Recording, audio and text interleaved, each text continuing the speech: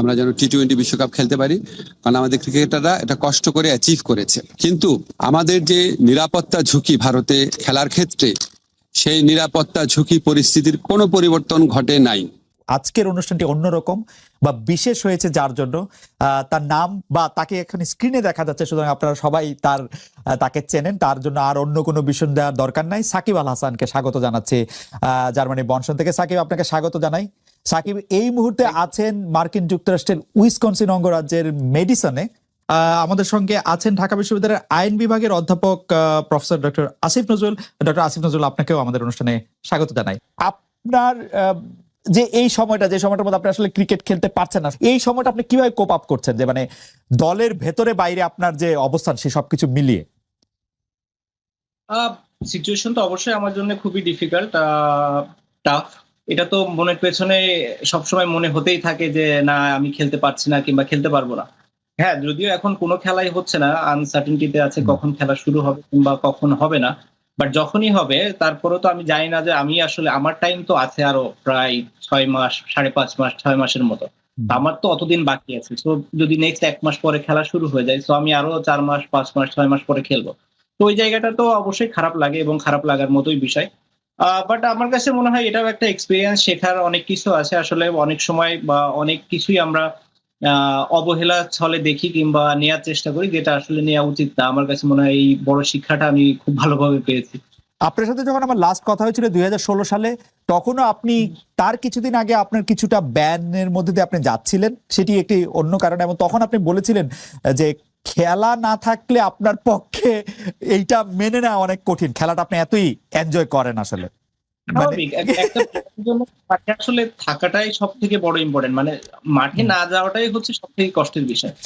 ধরেন আমি খেলছি, কোথায় খেলছি অত ইম্পর্টেন্ট না, আমি যে খেলছি এটাই আমার কাছে ইম্পর্টেন্ট। সো ওই জায়গাটাতে যখন আপনি যেতে পারছেন না কিংবা খেলতে পারছেন না, স্বাভাবিকভাবে অনেক অনেক খারাপ লাগার বিষয় এখানে থাকে। সাকিব, আপনার কাছে আরেকটু সিরিয়াস বিষয়টা কথা বলি। আপনি সর্বশেষ আমরা দেখেছি যে আপনি খেলোয়াড়দের অধিকার নিয়ে একটি সংবাদ সম্মেলন করেছিলেন, খেলোয়াড়রা আপনাদের পাশে ছিলেন, এবং কিছু কিছু বিষয় যেগুলি খুবই যৌক্তিক বোর্ডের কাছে আপনি আসলে উপস্থাপন করেছিলেন। সেই উপস্থাপন করে আপনি যেই দাবিগুলি জানিয়েছেন তার কতগুলি মানা হয়েছিল সঙ্গে সঙ্গে, তার কতগুলি কিছুদিন পরে মানা হয়েছিল, সেই দাবিগুলি সম্পর্কে বা সেই বিষয়গুলি নিয়ে আপনি আর কোনো খোঁজ রাখছেন কিনা, বা কেউ আপনার কাছে আর কোনো কিছু বলছে কিনা, আপনার কাছে কতটা কি মনে হচ্ছে যে সেই দাবিগুলি কতটা মানা হয়েছে? আসলে আমি শিওর যে প্লেয়াররা সবাই সবার সাথে তো ডিসকাস করেই, বাট আমার কাছে মনে হয় যে মোটামুটি বেসিক যে বা চাওয়া পাওয়া প্লেয়ারদের ছিল সবগুলাই ফুলফিল হয়েছে। দুই একটা হয়তো যেটা হয়নি, যেটা হতে আসলে সময়ও লাগবে, তো ওইটার জন্য আসলে ওয়েট করতে হবে। আর বাকি বেশিরভাগই চাওয়া পাওয়া তো আমার মনে হয় যে ফুলফিলই হয়ে গিয়েছে। এই কারণে প্লেয়াররাও সবাই খুশি। তারা এখন চায় যত বেশি খেলা হোক এবং মাঠে থাকতে। সবকিছু এলোমেলো করে দিয়েছে, বাট আমি হোপফুল যে তাড়াতাড়ি এই সিচুয়েশন বাংলাদেশ এবং পুরো পৃথিবীতেই ঠিক হবে এবং সবাই মাঠে ফিরতে পারবে। বেশি যারা বলেছেন যে তারা দেখতে চান না, তাদের কারণ হচ্ছে তারা আসলে ক্যাপ্টেন না, আপনাকে মানে প্লেয়ার হিসাবে তারা এত বেশি মিস করেন, মানে এটা কোনো নেগেটিভ জায়গা থেকে না। তারা মনে করেন যে আপনি আবার ফিরে আসলে আপনাকে বাংলাদেশ দলের দায়িত্বটা আপনি নিতেই পারেন, কিন্তু নেওয়ার পরে প্লেয়ার সাকিব আল হাসানকে তারা বেশি দেখতে চান। আমি দুই একটি যদি মতামত পড়ি তাহলে সেখানে আপনি দেখবেন যে মোহাম্মদ আলামিন উনি বলছেন সাকিব খেলায় ফেরা পরপরই অধিনায়কত্বের দায়িত্ব দিলে সাকিবের ভিতরে অনেক বেশি ভালো পারফর্ম করার জোরটা থাকবে না, তাছাড়া বর্তমানে যার আছে তাদেরকেও সময় দিতে হবে নিজেদের প্রমাণ করতে। কিন্তু মোহাম্মদ কামরুজ্জামান তিনি বলছেন ক্যাপ্টেন হয়ে সাকিব ভালো পারফর্ম করছে, এক্সট্রা চাপ নেওয়ার ক্ষমতা ওর মধ্যে সবসময় আছে, তবে না কেন, এরকম ভাবেই কথাগুলি আসছে। আপনি এটাকে কিভাবে দেখেন? এরকম আরো মতামত আছে, আমি লম্বা সময় ধরে পড়ে যেতে পারি, কিন্তু আপনার মতামত। সবার আগে তো আমি খেলায় ফিরতে চাই। জি। তো 5.5 মাস পরে যখন খেলায় ফিরবো, আগে খেলায় ফিরি, বাকি সব ডিসিশন আসলে তারপরে। তার আগে আসলে অন্য কোনো ডিসিশন নাই। এখন সবার আগে হচ্ছে যে কিভাবে সময়টা তাড়াতাড়ি যাবে, তাড়াতাড়ি শেষ হবে, কিভাবে আমি যেখানে থেকে আসলে খেলাটা আমার বন্ধ হয়েছে সেখান থেকে যেন আমি আবার শুরু করতে পারি, সেটা হচ্ছে আমার কাছে সব থেকে বড় চ্যালেঞ্জ এবং সব থেকে বড় মানে নিজের প্রতি নিজের একটা এক্সপেকটেশন, যে যেখান থেকে আমি শেষ করেছি ওইখান থেকে যেন আমি শুরু করতে পারি। তো আমার কাছে চ্যালেঞ্জ ওই একটাই, আমার কাছে বাকি আর কোনো চ্যালেঞ্জ নেই। কোনো অ্যাডিশনাল চ্যালেঞ্জ কি আসবে না এটা আসলে পরের বিষয়, কিংবা আমি চিন্তা করবো কি করবো না সেটাও পরের বিষয়। ফার্স্ট টার্গেট হচ্ছে যেখানে শেষ করেছিলাম, মানে শেষ হয়েছিল সেখান থেকে যেন শুরু করতে পারি। সাকিব, আপনাকে দেখে আমার চোখের দেখা যেরকম মনে হচ্ছে আপনি কি একটু ওজন কমিয়েছেন, বা আমরা যদি প্রশ্নটা অন্যভাবে করি যে আপনি ফিটনেস ধরে রাখার জন্য কি কি করছেন সেটা নিয়েও দর্শকদের অনেক আগ্রহ আছে। মানে you look very fit, agile, এবং মনে হচ্ছে যে আপনি বয়সও অনেকখানি কমেছে, আপনার চুল টুল বড় হওয়ার কারণে একটা হইতে পারে। ওয়ার্ল্ড কাপের পর থেকেই তো ওয়েটটা অনেক কন্ট্রোলের ভেতরে ছিল। বাসার ভেতরে থাকি, বাসার ভেতরে যেহেতু থাকা হয় স্বাভাবিকভাবেই বয়সটা একটু কম লাগতে পারে, আর চুল টুল বড় হয়ে গিয়েছে, তো এটা আর একটা রিজন। বিশ্বকাপ আপনার, আমরা জানি বিশ্বকাপে আপনার যে পারফরমেন্স, মানে এটা যে কোনো খেলোয়াড়ের জন্য এটা একটা ড্রিম পারফরমেন্স ক্রিকেট বা বেশি একটা তো আসলে আমি দূরের চিন্তা কখনোই করতে চাই না, বাট হ্যাঁ। যদি বলি যে নেক্সট ওয়ার্ল্ড কাপ, এভাবে চিন্তা করলে মানে নেক্সট ওয়ার্ল্ড কাপই তো। হ্যাঁ, তো সেখানে একটু তো অবশ্যই একটা ব্যাকআপ মাইন্ড একটা চিন্তা থাকে, যদি সুযোগ আসে খেলতে পারি, ফিটনেস থাকে, পারফরমেন্স থাকে। আমার মনে হয় যে আমাদের খুব ভালো করার সুযোগ আছে। আমি খুব মনে প্রাণে আসলে বিশ্বাস করেছিলাম যে এবারও আমাদের ভালো করার সুযোগ আছে। আমরা খুব কাছাকাছিও ছিলাম, হয়তো ছোটখাটো দুই একটা কারণে আমরা আমাদের পুরো পোটেনশিয়াল অনুযায়ী আসলে খেলতে পারিনি, বাট আমরা এই জিনিসটা চেঞ্জ করতে পারবো, এবং আমরা যে ধরনের টার্গেট নিয়ে যাব সেই টার্গেট অ্যাচিভ করতে পারবো বলে আমার মনে হয়। এবং যেহেতু এশিয়াতে খেলা, সাবকন্টিনেন্টে খেলা, মানে আমাদেরকে অন্য টিমদের আসলে ভয় করা উচিত হবে বলে মনে করি ওই সময়টাতে। এখন যেভাবে আমাদের ক্রিকেটের অবস্থা আছে বা রিবিল্ডিং একটা সিচুয়েশনে আছে, হয়তো এর ভেতরে খুব ভালো একটা পর্যায়ে চলে আসতো বলে আমি বিশ্বাস করি টিম। হয়তো এটা কিছুদিন সময় লাগবে, বাট ওয়ার্ল্ড কাপের আগে আমার কাছে মনে হয় আমরা খুব ব্যালেন্স ভালো একটা দল নিয়ে ওয়ার্ল্ড কাপে যেতে পারবো। বলি যে এরকম জনশ্রুতি চালু আছে যে আপনিও 2019 সালে 18 সালে যে নির্বাচন হয়েছিল সেই নির্বাচনে কম্পিট করতে চেয়েছেন, প্রধানমন্ত্রী শেখ হাসিনার কাছে গিয়ে। মানে একরকম আমরা এরকম শুনেছি যে সাকিবও আসলে এমপি নির্বাচন করবেন বা এমপি হবেন, এমনকি আমরা এতদূর পর্যন্ত শুনতে পেয়েছিলাম যে সাকিব আসলে আরো বড় কিছু পেতে যাচ্ছেন। ঘটনাটা কি ঠিক? আপনি কি আসলে এমপি হতে চেয়েছিলেন 2018 সালে?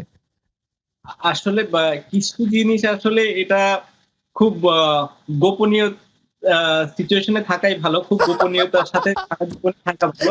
এই একটা জিনিস আছে যেটা আসলে কখনো প্রকাশ পাওয়াই উচিত না। না, এটা ডিক্লাসিফাইড হওয়ার সময় আসে নাই? ডিক্লাসিফাইড হওয়ার সময় আমার ধারণা যদি আমি কোনোদিন পলিটিক্সে আসিও সেটাও আসবে না, আর কোনোদিন না আসিও সেটাও আসবে না। তো এটা এমন একটা সিক্রেট, এবং ইন্টারেস্টিং। আমি চাই এটা কেউ কখনো জানে। এই যে আমার আমি শিওর আমার কৌতূহল বাড়লো এবং আমাদের দর্শকদের কৌতূহল অনেক বাড়লো। যাক, কৌতূহলটা তো আপনি জায়গার মানে মানুষের কৌতূহল জায়গার মতোই জায়গা, এবং যে সাবজেক্টটা নিয়ে আপনি বলছেন এখানে অনেকেরই কৌতূহল থাকা খুবই স্বাভাবিক। আমি যদি আমার জায়গায় না থাকতাম আমারও কৌতূহল থাকতো, এটাই স্বাভাবিক। বাট এই যে দুই একটা কৌতূহল মানুষের মনে আসলে থাকার দরকার। সব কৌতূহল যদি আপনি প্রকাশ করে দেন, আসলে মানুষেরা তখন আমাকে নিয়ে আগ্রহ থাকবে না। আপনাকে নিয়ে নানা কারণে আগ্রহ থাকবে সাকিব আল হাসান। আরেকটি বিষয় আপনার সাথে নামের সাথে জড়িত, কিন্তু আমি বিষয়টাকে আরেকটু অন্যভাবে প্রশ্ন করতে চাই। আমরা দেখেছি যে গত সরকার ক্ষমতাচ্যুত হওয়ার পরে আমরা ভারতের সাথে বিভিন্ন বিষয়ের যে চুক্তিগুলি রয়েছে সেই চুক্তিগুলি জনসমক্ষে আসবে, সেটা আমরা চেয়েছিলাম। অনেকে চেয়েছিল যে সেই চুক্তিগুলি বাতিলও করা হবে, কিন্তু সেই চুক্তিগুলি বাতিল করা হয়েছে বলে একটিও আমি শুনি নাই, জনসমক্ষেও আসে না। এটার কারণ কি? অনেকে বলে থাকেন এর জন্য নাকি আপনি একজন নিয়ামক, কারণ আপনি ভারতের একজন পরীক্ষিত বন্ধু। আমি স্যার আপনাকে বলতে পারলাম না, কিন্তু অনেকে এটাও বলে। যাই হোক খালেদ, আমি আপনাকে জিজ্ঞেস করি, আপনি কি 15 বছর এই কথাটা শুনেছেন যে আমি পাকিস্তানের দালাল, প্রচন্ড ভাবে শুনেছেন না? আমি রাজাকার, ছাত্রলীগ মিছিল করেছে আমাকে ধাওয়া করে পাকিস্তানে পাঠিয়ে দিবে, অনেকবার তো শুনেছেন অনেক কিছু। হ্যাঁ, তো এখন বললাম যে এটা তো আপনার কিছু মানুষ এত সরল প্রকৃতি, তাদের কোনো একটা মানুষ অন্য একটা কিছু বললো সাথে সাথে বিশ্বাস করা শুরু করে, আমাদের বৈশিষ্ট্য। কিন্তু বাংলাদেশের ম্যাক্সিমাম মানুষের বুদ্ধিমত্তা অত্যন্ত প্রখর, তারা এইসব প্রচারণায় কান দেয় না। আপনার নিশ্চয়ই মনে আছে আমি ক্ষমতাসীন হওয়ার পর আমাদের এই সরকার দায়িত্বে আসার পর, আমার দায়িত্বে আসার পর ভারতীয় পত্রপত্রিকায় বরং আমাকে নিয়ে অপপ্রচার করা হয়েছে, যে লস্করে তৈয়বার জিনিসটা সম্পূর্ণ অপপ্রচার, কি জঘন্য অপপ্রচার করা হয়েছে। তো এটা আপনার এতই হাস্যকর। এখন আপনার মাঝে মাঝে আমাকে ধরেন লোকজন বলে কি ভাই আপনি এগুলি প্রশ্ন উত্তর দেন না কেন? খালেদ আমাকে একটা সেকেন্ড বলতে দিন। দেখেন আপনি যখন রাস্তাঘাটে হাঁটবেন আপনি মাঝে মাঝে কিছু ভিখারিকে দেখেন না, ময়লা হাতে নিয়ে হাঁটে, থুতু মারে লোককে, ময়লা ছুঁড়ে মারে, আপনি কি তাকে কনফ্রন্ট করতে যান নাকি আপনি একটু মানে একটু দূরে দূরে সরে থাকেন? তো এই সমস্ত কথাবার্তা যারা বলে তাদেরকে আমি ওই ধরনের আবর্জনা ছুঁড়ে মারা, যে নোংরা যা থাকা, যে আপনার যে লোক আছে রাস্তার মধ্যে যাদের নিরাপত্তা বজায় রাখে। মানে আমার কাছে মনে হয় কি যে বাংলাদেশের হয়তো খুব বেশি হলে আমার যারা ফলোয়ার আছে, ভক্ত আছে, বা আমাকে যারা ভালোবাসেন, তাদের মধ্যে হয়তো 10% মানুষ যারা খুবই সরল মনা, খুব গভীরভাবে চিন্তা করেন না, তারা হয়তো তাদেরকে প্রভাবিত করতে পেরেছে। কিন্তু 90% মানুষের মনে এগুলি হাস্যরস ছাড়া কিছু উদ্রেক করে না। আর ভারতের সাথে চুক্তি, আপনাকে আমি বলি এটা অবশ্যই প্রকাশ করা উচিত। এখন ধরেন চুক্তিগুলো তো হয় পররাষ্ট্র মন্ত্রণালয়ের মাধ্যমে, ঠিক না? এখন আপনি আপনার প্রোগ্রামে একটু পররাষ্ট্রমন্ত্রীকে বা এই দায়িত্বে যারা আছে তাদেরকে এনে জিজ্ঞেস করলে ভালো হয়। কারণ আমি আপনাকে একটা জিনিস শুধু বলি, আমরা যখন কোনো মিটিং এ বসে, খালেদা আপনি যখন ডয়েচে ভেলেতে কাজ করতেন, আপনি যখন মিটিং এ বসতেন, আপনি যে মতামতটা দিতেন সেটাই কি ডয়েচে ভেলের মতামত হতো? হতো না তো, ঠিক না? এখন আমার মতামত আমি দিব, একজনের মতামত আরেকজন দিবে, অনেক সময় হতো না। তো আমি আপনাকে একটা জিনিস একটু ব্যাখ্যা করে বলি। ধরেন আমি যখন ঢাকা ইউনিভার্সিটি টিচার ছিলাম, আমাদের 2-1 শিক্ষক ছিলেন ফাঁকিবাজ, ক্লাস নিতেন না। 2-1 শিক্ষক ছিলেন খাতা অনেক দেরি করে দিতেন, ঠিক আছে? তো এটা কিন্তু আমরা একাডেমিক কমিটি মিটিং এ প্রতিবারই সবচেয়ে বেশি এগুলি নিয়ে আমি সোচ্চার ছিলাম, কিন্তু আলটিমেটলি দেখা যেত ডিসিশন হতো না। কেউ কেউ বলতো থাক, এত করা হওয়ার কি দরকার, থাক, আমাদের ডিপার্টমেন্টে বদনাম হবে, থাক, এরকম করে কোনো ব্যবস্থাই নেওয়া হতো না। কিন্তু আমি তো বলে যেতাম, এখন ব্যবস্থা যে নেওয়া হতো যে না আমার ডিপার্টমেন্টে কোনো ফল্টের জন্য ছাত্র বলে নাই স্যার ওই যে ক্লাস নিতে দোষারোপ আমার উপর আসবে কেন? আপনি সরকারকে দোষ দেন অথবা কনসার্ন মিনিস্ট্রিকে জিজ্ঞেস করেন। আপনাকে কোনো, তবে আমার যেটুকু ধারণা, আমি যেটুকু বিশ্বাস করি, এগুলি প্রকাশ করা না, এগুলি এই চুক্তি প্রকাশ করার সময় এখনো চলে যায় নাই। আপনাকে শুধু একটা জিনিস বলি, আমরা এই সরকারে আমরা দায়িত্ব গ্রহণ করার পর একটা কাজ করেছি যেটা ভারত কখনোই চায় নাই।